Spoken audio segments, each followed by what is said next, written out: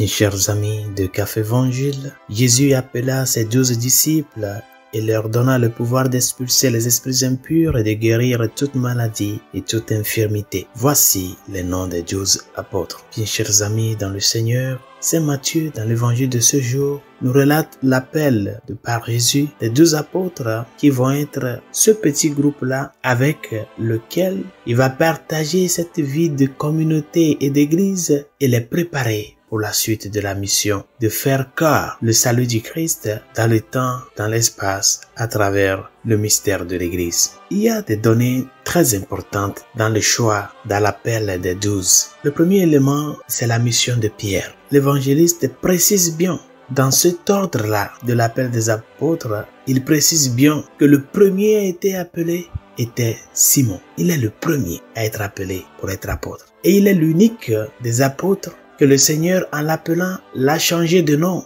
Tu es Simon, tu t'appelleras Képhas, c'est-à-dire Pierre. Car c'est sur toi, cette pierre, que je bâtirai mon église. La primauté de Saint Pierre dans le groupe des 12. Il est le premier à être appelé. Et cette précision revêt une importance fondamentale dans le mystère de l'église du point de vue de la primauté de la mission du pape, le vicaire du Christ sur la terre. Pierre a été appelé le premier pour une mission particulière parmi les 12, d'être celui qui montre le chemin, qui confirme ses frères dans l'unique foi en Jésus-Christ. Et telle est grande cette mission que Jésus, pour lui manifester la particularité de sa présence au milieu du groupe des 12, pour lui manifester la particularité de cette mission, il a changé de nom. La deuxième particularité du choix des apôtres, du texte qui nous raconte le choix des apôtres par le Seigneur, c'est l'importance de la communauté. C'est curieux que les évangélistes, en narrant l'histoire de l'appel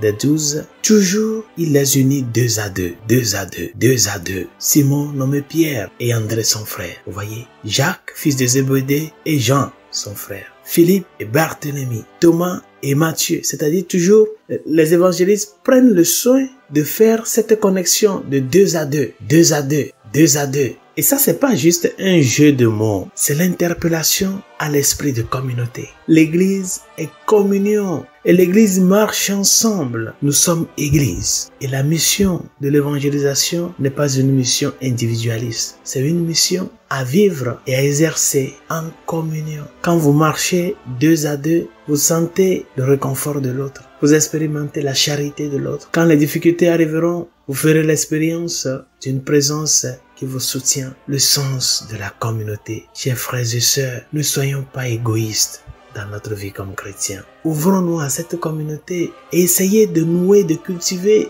des saines relations entre nous dans la foi en Jésus-Christ. Il y a des gens qui viennent à la messe, ils ne disent même pas bonjour à celui qui est assis à leur côté. Essayons d'être communauté. Le Seigneur les envoie 2 par 2, nous dit Saint Luc dans l'évangile du dimanche passé. Et les évangélistes, en nous racontant le texte de l'appel des apôtres, les unit toujours 2 à 2. Le sens de la communauté et de la vraie communion autour du Christ. Et la troisième des choses importantes, c'est que c'est celui qui choisit qui donne les instructions. On n'est pas chrétien pour soi, on est chrétien pour le Christ et pour les autres. C'est le Seigneur qui nous donne les instructions. Et notre sens de disciple et d'apôtre n'aura de sens que si nous suivons les pas de celui qui nous appelle. C'est-à-dire une qualité du disciple fondée sur l'abandon. L'abandon à celui qui t'appelle. Demandons-lui de nous aider, de soutenir nos pas sur le chemin qui mène à lui. Et surtout, d'augmenter en nous la grâce de répondre vraiment à nos promesses